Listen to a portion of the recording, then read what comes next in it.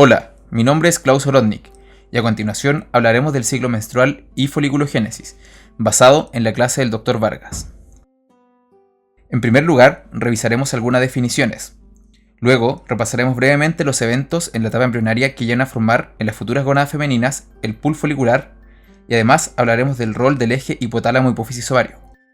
Finalmente, estudiaremos el ciclo menstrual dividiéndolo en sus dos principales etapas, separadas por el evento central, la ovulación.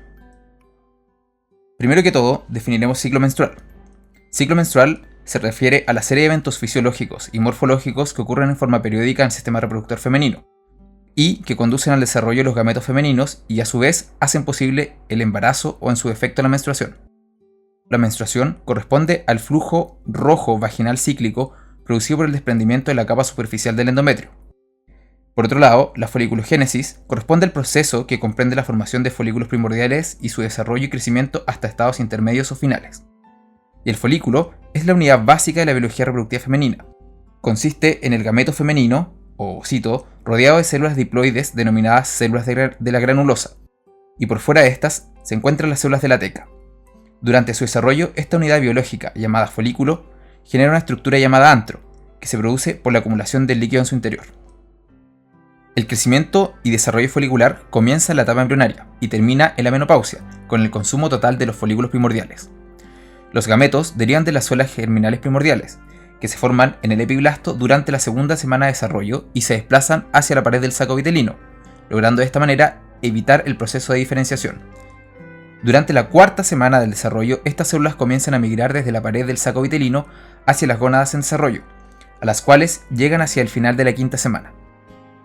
El número de células germinales primordiales se incrementa por divisiones mitóticas durante la migración y también cuando llegan a la gónada. Durante la etapa embrionaria, las células germinales comienzan su desarrollo a la quinta-sexta semana de gestación y a partir de las 200 células germinales primordiales que colonizan la gónada embrionaria. Llegarán de estas a formarse 6 a 7 millones de folículos primordiales. El ciclo menstrual, bajo el cual los folículos continuarán su desarrollo, está comandado hormonalmente por el eje hipotálamo, hipófisis y ovario, y se inicia con la secreción pulsátil de GnRH a nivel hipotalámico, la cual actúa a nivel del lóbulo anterior de la hipófisis, en la adenohipófisis, estimulando la producción de gonadotrofinas, FSH y LH.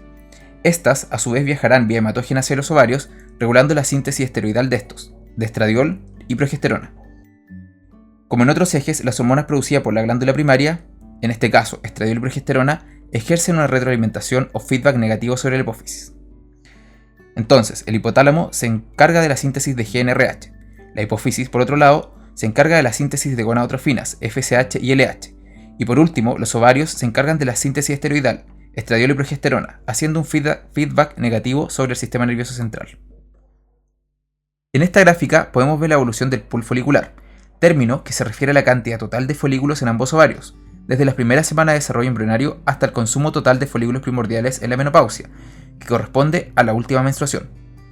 Podemos ver que la cantidad máxima folicular, entre 6 a 7 millones, se obtiene entre las semanas 16 a 20 de desarrollo fetal, reduciéndose a 1 o 2 millones al momento del nacimiento y llegando solo a 450.000 al inicio de la pubertad. La mayoría de estos folículos, alrededor del 99%, irá a atresia, logrando llegar al proceso de ovulación solo unos 500 del total. Etapas del ciclo menstrual. La división más simple en dos fases reconoce una primera llamada fase folicular, proliferativa o estrogénica, que se inicia con el primer día de la menstruación y termina con la ruptura folicular ocurrida durante la ovulación, y una segunda llamada fase lútea, secretora o progestativa, comprendida entre la ovulación y el comienzo del siguiente ciclo. Además de estas dos fases que tienen límites precisos, se distinguen otros periodos, como son la ovulación misma y la transición lúteo-folicular, que se usan en contextos precisos. El ciclo menstrual tiene una duración promedio de 28 días, con un rango de normalidad de entre 25 y 35 días, y esta variabilidad está dada por la fase folicular, teniendo la fase lútea una duración mucho más constante. La duración de la menstruación y las pérdidas hemáticas también son variables, con un rango de entre 3 a 8 días para lo primero y de 30 ml para lo segundo. En un ciclo de 28 días, la ovulación ocurrirá el día 14, y en este sentido es muy importante reconocer los días fértiles de una mujer, los que corresponden al mismo día de la ovulación y los 5 días previos, vale decir los últimos días de la fase folicular. Esto se explica por dos principales motivos. 1. Los espermios pueden permanecer hasta 5 días en el tracto genital femenino. Y segundo, luego de ocurrida la ovulación se produce, como veremos más adelante, un alza importante de progesterona, que entre otras cosas produce cambios en el moco cervical que lo vuelven impermeable al paso de espermios. En la fase folicular, a nivel ovárico, está ocurriendo el desarrollo folicular dependiente de FSH, producida por la hipófisis. La FSH actúa sobre las células de la granulosa, favoreciendo su proliferación y la síntesis de estradiol, como veremos en la teoría de las dos células. Por su parte, el estradiol tendrá como principal efector el endometrio, teniendo sobre este un efecto proliferativo. En la fase folicular, los eventos clave corresponden a la foliculogénesis, el predominio y la actividad de la FSH, la síntesis preferente y progresiva del estradiol y la proliferación endometrial. Es importante destacar que durante el desarrollo folicular existen distintas fases. Primero, un reclutamiento inicial. Es la etapa independiente de las gonadotrofinas, que viene ocurriendo unos 3 a 4 meses previo al ciclo menstrual, en la que los folículos crecerán por mecanismos intraováricos, es decir, factores de crecimiento, y no por el estímulo central como ocurre durante el ciclo menstrual. Una fase de reclutamiento cíclico, etapa dependiente de gonadotrofinas de aproximadamente 14 días, en la cual una corte de folículos con desarrollo intermedio, folículos centrales, se vuelven sensibles a la acción de gonadotrofinas secretadas a nivel central por la hipófisis, y son los que continuarán su desarrollo folicular durante el ciclo menstrual. Se distinguen distintos procesos en esta etapa de desarrollo. Reclutamiento, día 1 a 4, corresponde al grupo de folículos que entra al desarrollo dependiente de gonadotrofinas en un determinado ciclo. Selección, día 5 a 7, se selecciona de entre estos folículos solo uno, aquel más sensible a FSH, por presentar mayor cantidad de receptores entre otros factores, y este presentará un crecimiento superior al de los demás. Y dominancia, día 8 a 12, solo el folículo seleccionado continuará su desarrollo hacia un folículo preovulatorio, y los otros irán a atresia.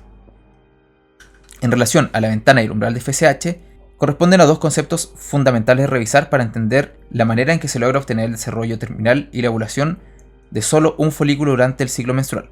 El umbral de FSH corresponde al nivel necesario de FSH para que un folículo pueda ser reclutado, y la ventana de FSH, periodo de tiempo en el que los niveles elevados de FSH se mantienen sobre el umbral y que determinará el número de folículos que serán reclutados. La ventana de FSH corresponde a un breve periodo de tiempo, de tal manera de limitar el número de folículos reclutados. La teoría de las dos células es un principio fundamental del desarrollo folicular y hace referencia a una subdivisión y compartimentalización que existe entre la síntesis de hormonas esteroidales dentro del folículo en desarrollo. En primer lugar, tenemos las células de la teca, que presentan receptores para LH, y es la acción de esta hormona la que regula su síntesis esteroidal. El colesterol es el sustrato para la síntesis inicialmente de progesterona y posteriormente de andrógenos en las células de la teca, los que atravesarán la lámina basal que separa estas células de la granulosa. En este segundo grupo de células de la granulosa, su crecimiento y maquinaria enzimática está regulada por la FSH. Por lo tanto, los andrógenos provenientes de la teca serán el sustrato para la síntesis de estradiol. Los niveles de estradiol serán un reflejo del desarrollo folicular y tendrán un efecto proliferativo sobre su principal efector, el endometrio. Ovulación. La ovulación corresponde a un evento clave durante el ciclo menstrual, que divide las fases folicular y lútea, permitiendo la liberación de un ovocito desde el ovario para una eventual fecundación en la tuba uterina. El ascenso progresivo de estradiol durante la fase folicular permitirá, hacia el final de esta fase, cruzar el rango de los 200 microgramos por ml, sobre el cual se invierte el feedback negativo sobre la hipófisis hacia un feedback positivo, y se obtendrá una alza brusca marcada de la LH, pic de LH, y será esta la señal que permitirá gatillar la ovulación en el ovario. Los principales eventos ocurridos durante la ovulación son expansión del cúmulo oóforo y ruptura folicular mediante un aumento de la presión hidrostática y síntesis de colagenasas. Reinicio de la meiosis. El ovocito, que encontraba y tenía su meiosis en profase 1, reinicia su meiosis durante la ovulación para progresar hacia la metafase 2, y la meiosis solo se completará tras ocurrir la fecundación por un espermio. La fase lútea está comprendida entre la ovulación y el inicio del siguiente ciclo menstrual, en la que el cuerpo lúteo enviará la señal al endometrio para prepararse para una eventual implantación embrionaria. En relación a la fase lútea, como podemos ver en esta imagen, si nos centramos en la ovulación y la fase lútea, podemos observar lo que ocurre en los distintos niveles. En el ovario, a partir del folículo dominante que expulsó el ovocito, se forma el cuerpo lúteo. Las células de la granulosa y la teca se diferencian hacia células lúteas, lo que significa una remodelación de su sistema enzimático esteroidogénico y una intensa angiogénesis. favoreciéndose potentemente la biosíntesis y secreción de progesterona y en menor medida de estradiol. Las gonadotrofinas disminuyen dado el feedback negativo producido desde el cuerpo lúteo mediante la liberación de inhibina A y progesterona, principalmente. En el útero, el endometrio, bajo el efecto de progesterona, se diferenciará hacia un endometrio secretor, con abundancia de glándulas y expresión de marcadores moleculares y morfológicos que permitirán una eventual implantación. En la fase lútea, los eventos claves corresponden a la formación del cuerpo lúteo, la síntesis preferente de progesterona y la diferenciación endometrial. Formación del cuerpo lúteo y luteólisis.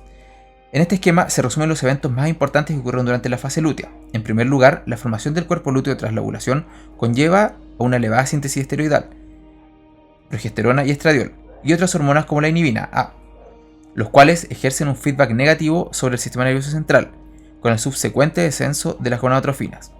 El endometrio, bajo el efecto de la progesterona, se torna secretor y receptivo para la implantación, salvo que en la circulación materna aparezca una señal embrionaria, la gonadotrofina coriónica humana, que rescata el cuerpo lúteo 8 o 10 días posovulación, el cual inicia un proceso regresivo autónomo, o luteólisis, con disminución marcada de estradiol y progesterona, dando lugar a un nuevo alza de FSH y reclutamiento folicular a nivel ovárico, y la menstruación a nivel endometrial.